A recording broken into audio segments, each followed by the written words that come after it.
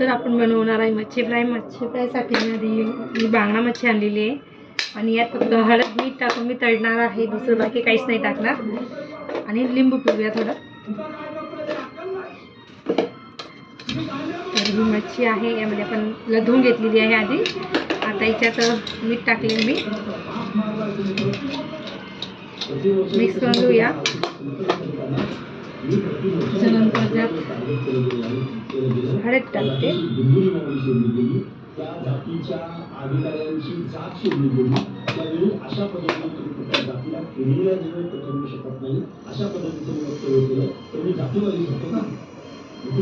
लिंबू पिळून घेऊया.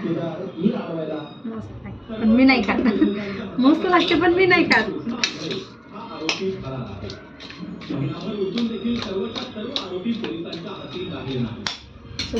आता हे मी ठेवून देते. 10 मिनिटं आपण ठेवून देऊया. पुढं तेल तापलेलं आहे, त्यामध्ये आपण फिश टाकून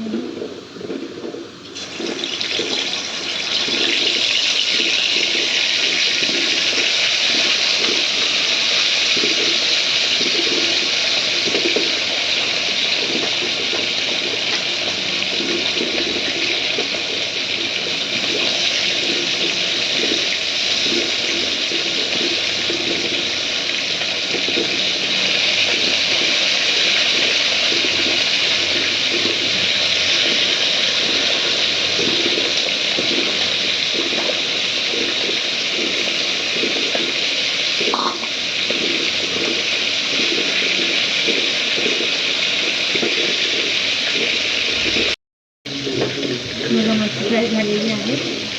तर आपली मच्छी फ्राय तयार झालेली आहे. कशी वाटते ते कमेंटमध्ये सांगा. चॅनलवर नवीन असाल तर चॅनलला सबस्क्राईब करा, लाईक करा, शेअर करा.